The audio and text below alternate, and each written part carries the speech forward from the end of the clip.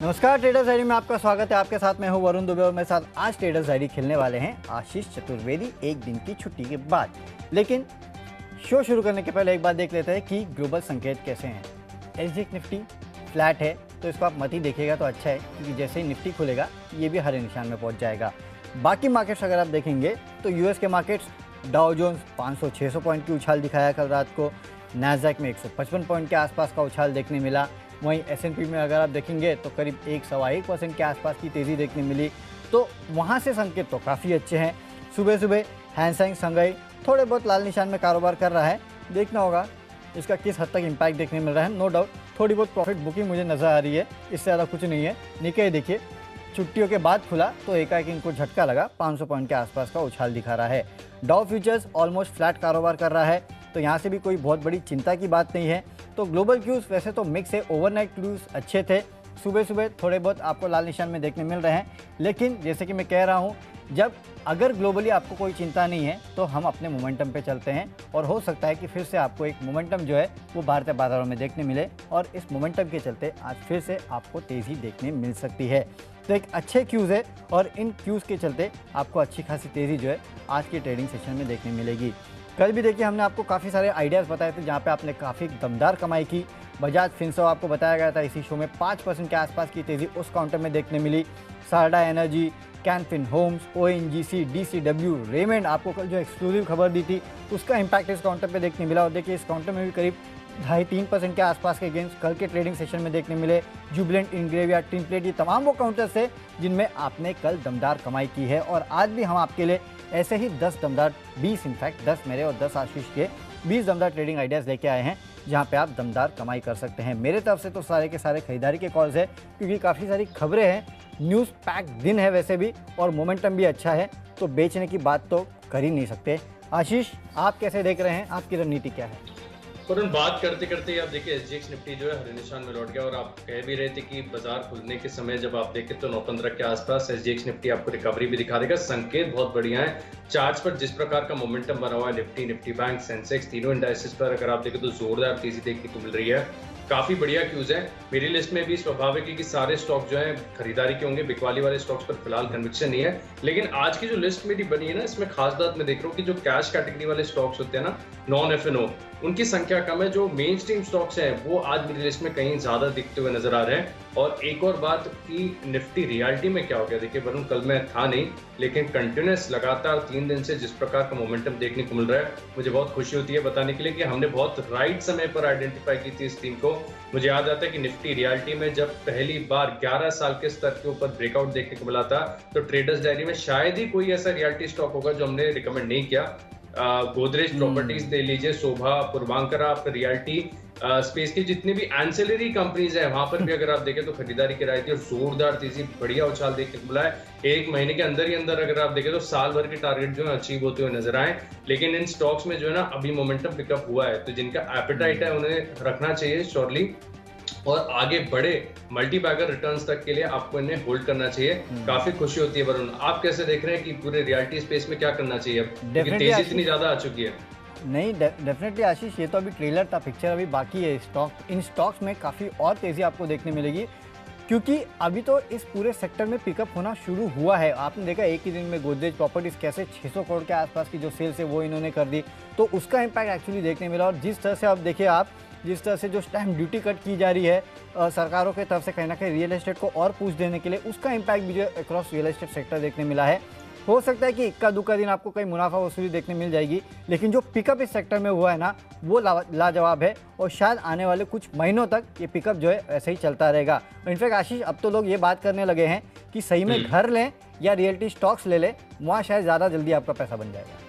बिल्कुल, क्योंकि रियलिटी में तो अभी तक इतना पिकअप जोरदार देखने को नहीं मिला है, लेकिन स्टॉक्स तो देखिए गजब की तेजी दिखा रहा है। डेफिनेटली, तो गजब की तेज़ी दिखा रहा है और गजब की तेज़ी शायद आगे भी दिखाते रहेगा। चलते हैं, शुरू करते हैं आज की हमारे स्टॉक्स, जहां पे आपको आज हम खरीदारी की सलाह दे रहे हैं। तो शुरुआत में कर देता हूं कैश के काउंटर के साथ। और देखिए आज आईटी काउंटर जो है वो पूरी तरह से फ्लेवर में रहने वाले हैं। क्यों? एक्सेंचर के रिजल्ट आ चुके हैं और क्या दमदार रिजल्ट है। मतलब कोई आईटी कंपनी 24-25% के आसपास की सेल्स डिलीवर करेगी, प्रॉफिट में 10% के आसपास की यहाँ पे ग्रोथ दिखाएगी, 12 से 15% के आसपास की ग्रोथ गाइडेंस देगी, शायद 1-1.5 साल के पहले तो हमने कभी सोचा भी नहीं था, क्योंकि आईटी कंपनीज में 2%, 5% के आसपास की ग्रोथ मैक्सिमम देखने मिलती थी। अब आप ग्रोथ देखिए इन कंपनीज में किस तरह से देखने मिल रही है। तो एक्सेंचर के रिजल्ट्स जो है वो तो काफ़ी अच्छे हैं। इसके अलावा आज अगर आप देखेंगे तो इसका इम्पैक्ट आईटी काउंटर्स पे भी होगा। आज न्यूक्लियर सॉफ्टवेयर इस कंपनी की दरअसल बोर्ड की बैठक है, जहाँ पे बायबैक पर भी विचार करने वाले हैं। तो दोहरा इम्पैक्ट जो है आज आपको न्यूक्लियर सॉफ्टवेयर पे देखने मिलेगा। इसके लिए इस काउंटर में अपने कैश के काउंटर में चुना है। यहाँ पे खरीदारी कीजिएगा 620 के लक्ष्य के लिए। 580 का आपको एक स्टॉप लॉस भी रखना है। वैसे भी बेहतरीन काउंटर है। आज IT counter flavour of the day रहने वाले हैं। जो आईटी काउंटर आपको पसंद है वहाँ पे आप चाहिए तो बेट कर सकते हैं। डबल न्यूज़ इसमें है, इसके लिए आप यहाँ खरीदारी कीजिएगा। आशीष, कैश में आप आईटी में खरीद रहे हैं कि कुछ और है? कुछ और है वरुण। स्टरलाइट टेक्नोलॉजीज ये स्टॉक में रडार पर आया। कल जिस प्रकार का मोमेंटम और तेजी स्टॉक में देखने को मिली, चार्ट्स में देख रहा था, ईओटी स्कैन किया था बाजार, तो कल पूरी तरीके से देख नहीं पाया था मैं, लेकिन इस स्टॉक में काफी इंटरेस्टिंग मूव आया और काफी दिनों के कंसोलिडेशन के बाद ये मूव आया।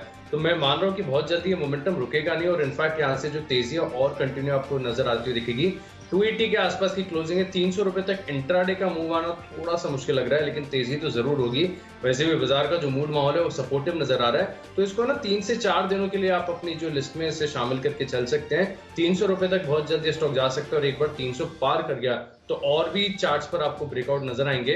274 रुपए का आप सेफर साइड एक स्टॉप लॉस लगाकर यहाँ पर खरीद करके चल सकते हैं। स्टरलाइट टेक्नोलॉजीज यहाँ पर अच्छा ब्रेकआउट है। लेकिन जैसे कि वरुण आप पूछ रहे थे कि आईटी स्पेस में कौन सा स्टॉक है, तो एक स्टॉक मेरे लगातार रडार पर रहता है, वो है कोफोर्ज। जहां पर आपको खरीदारी करनी है, हमेशा ऑल टाइम हाई पर रहता है। ऑल टाइम हाई ब्रेकआउट पर हर दूसरे दिन देखने को मिलते हैं। जब भी आप चार्ट स्कैन करने बैठो तो कोफोर्ज का नाम आता ही आता है। लगातार तेजी स्टॉक में देखने को मिलती है। इनफैक्ट पूरा आईटी पैक निफ्टी आईटी का चार्ट भी अगर आप देखें तो हर बार हर रोज दूसरे दिन आपको यहाँ पर ब्रेकआउट नजर आएगा। बहुत बढ़िया मोमेंटम है और इन स्टॉक्स के साथ बिल्कुल बने रहना चाहिए कि अगर आपके पास ऑलरेडी होल्डिंग्स हैं तो आपके लिए काफी बढ़िया बात है। नहीं है तो भी मैं मान रहा हूँ कि यहाँ पर आप एंट्री कर सकते हैं और फ्यूचर्स में खरीदारी करेंगे। आज यहाँ पर बढ़िया गेन्स देखने को मिल सकते हैं।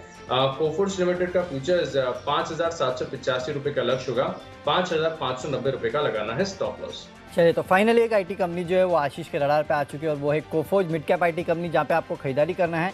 बेहतरीन तेजी इस काउंटर में देखने मिल सकती है। फ्यूचर में जो काउंटर मैंने चुना है वो है सन टीवी। देखिए, सबसे बड़ी वजह इस काउंटर को चुनने की है, बैन के बाहर आ चुका है, तो इसके लिए कहीं ना कहीं आप अपनी जो नई पोजीशंस है वो बना सकते हैं। इसके अलावा आपने देखा जियो सोनी की जो डील हुई उसके बाद कहीं ना कहीं लोग मान के चल रहे हैं कि इस पूरे सेक्टर में एक बहुत बड़ी री-रेटिंग आपको देखने मिलेगी। तो इसके चलते भी कहीं ना कहीं मीडिया काउंटर जो है वो आपको आपके रडार पे रखने चाहिए। इसके लिए भी आपको सन टीवी जो है उसको खरीदना चाहिए। 550 के इंट्राडे में आपको लक्ष्य देखने मिलेंगे। 520 के आसपास का आपको स्टॉप लॉस रखना है, लेकिन अगले कुछ समय तक मीडिया इंडस्ट्री जो है उस पर आपको अपनी खास नज़र रखनी है, जिस तरह से बड़ी डील्स हो रही है। और हाँ, क्योंकि मैंने जी एंटरटेनमेंट का नाम लिया तो एक स्टैंडर्ड डिस्क्लोजर आपको दे देता हूँ कि ना ही जी एंटरटेनमेंट हमारी सिस्टर कंसर्न है, ना ही ग्रुप कंपनी है। हमारे नाम भले एक हो, लेकिन जी बिजनेस का जो स्वामित्व और प्रबंधन है वो जी मीडिया के हाथ में है। तो इसके लिए एक स्टैंडर्ड डिस्क्लोजर ये है। अब चलते हैं अगली कैटेगरी, जो कि है ऑप्शंस की कैटेगरी। और ऑप्शंस में जो कॉल मैं दे रहा हूँ, अब यहाँ एक आईटी कंपनी और वो है टेक महिंद्रा। यहाँ पे आप खरीदारी कीजिएगा, क्योंकि आज आईटी कंपनी जो है उनमें अच्छी खासी तेज़ी रहेगी। माफ़ कीजिएगा। और एक्सेंचर के जो रिजल्ट्स आए हैं उसका इम्पैक्ट जो है खासकर आपको टेक महिंद्रा जैसी कंपनीज में देखने मिलेगा।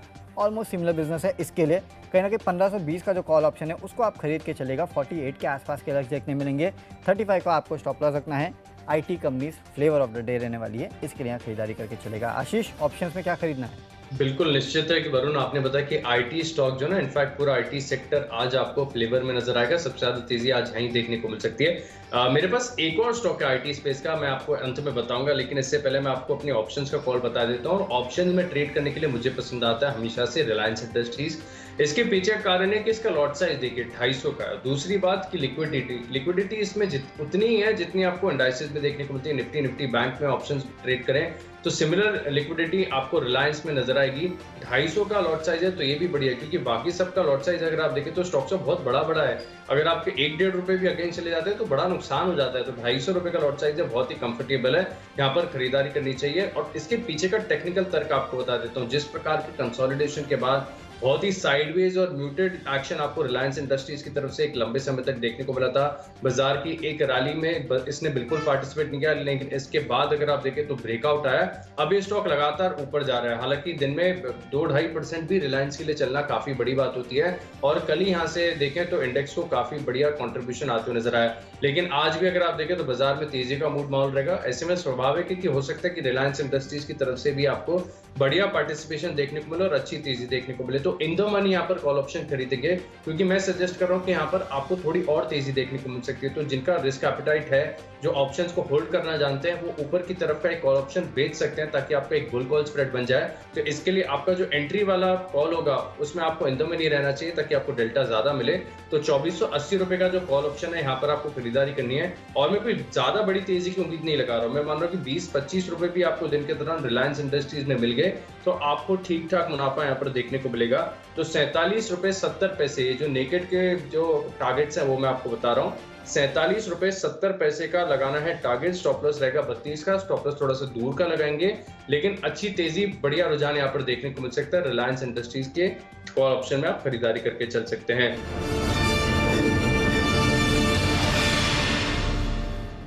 चलिए ब्रेक के बाद फिर से आपका एक बार स्वागत है। चलते हैं अगली कैटेगरी जो है टेक्निकल कैटेगरी। आशीष बताइए टेक्निकली आपको क्या पसंद है? पसंद आ रहा है एक्सिस बैंक, और इसमें डिलीवरी लेके शांति से बैठ जाना चाहिए। इसमें ना फ्यूचर्स खरीदिए, ना कॉल कीजिए, ना इंट्राडे कीजिए। डिलीवरी लेके आप आराम से इसको होल्ड कीजिए। आप देखिएगा नहीं कि निफ्टी बैंक कितना चौपी सेशन दे रहा है, परफॉर्म कर रहा है, ब्रेकआउट आ रहा है कि नहीं आ रहा है। एक्सिस बैंक मुझे आता है कि काफी साल पहले, करीब 3 साल पहले भी इसमें असेंडिंग ट्रायंगल फॉर्मेशन हुआ था, और उसके बाद 40% तक का मूव यहाँ पर देखने को मिला था। मैं एंटिसिपेट कर रहा हूँ कि इसके ब्रेकआउट के बाद जो है थोड़े दिन में ये आपको नजर आएगा कि इसमें ऑल टाइम हाई ब्रेकआउट देखने को मिलेगा, और उसके बाद जब इसमें तेजी आएगी तो करीब 20% तक की रैली आपको एक्सिस बैंक में देखने को मिल सकती है। आमतौर पर ऐसे स्टॉक जो है ना फ्यूचर्स में, ऑप्शन में इसमें सजेस्ट करते हैं, लेकिन यहाँ पर जिस प्रकार का स्ट्रक्चर बना हुआ है, डेली और वीकली चार्ट दोनों चार्ट्स पर आपको इसे मिस नहीं करना चाहिए। और डरिएगा नहीं कि भारी भरकम स्टॉक है, महंगा स्टॉक है, बैंकिंग स्टॉक है, आप इसमें भी अच्छा मुनाफा कर सकते हैं। 20-25% तक के शांति वाले बढ़िया रिटर्न यहाँ पर देखने को मिलेंगे। 812 के आसपास की क्लोजिंग है। 1015 बहुत जल्द ये मान लो कि लक्ष्य आप पर देखने को मिलेंगे। 750 सेफर साइड एक स्टॉप लॉस लगाकर चल सकते हैं। एक्सिस बैंक डिलीवरी में खरीदारी करेंगे। क्या बात है। तो एक्सिस बैंक टेक्निकली अच्छा लगता है यहाँ पे खरीदारी करने, और देखिए क्या अच्छा संजोग है। मैं भी आज एक टेक्निकल पिक दे रहा हूँ, वो भी एक निफ्टी की कंपनी है। तो बेसिकली अब टेक्निकल पिक्स में भी आपको निफ्टी की कंपनीज देखने मिल रही है। इस तरह का निफ्टी का ब्रेकआउट तगड़ा देखने मिल रहा है, इस तरह का कॉन्फिडेंस है निफ्टी में। टेक्निकली जो स्टॉक मुझे पसंद है वो है टाटा स्टील।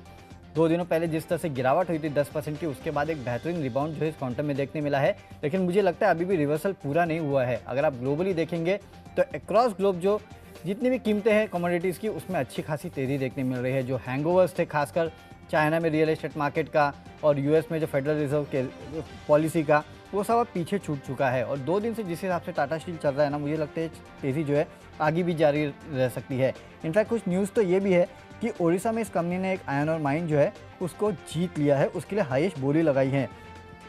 मेरे ख्याल से इस खबर का इम्पैक्ट भी देखने मिलेगा। 1370 के लक्ष्य के लिए खरीदारी कीजिएगा, 1300 का आपको स्टॉप लॉस रखना है। चलते अगली कैटेगरी जो कि फंडामेंटल कैटेगरी। फंडामेंटल एक स्टॉक है हैप्पीएस्ट माइंड, यहाँ पे खरीदारी करना है।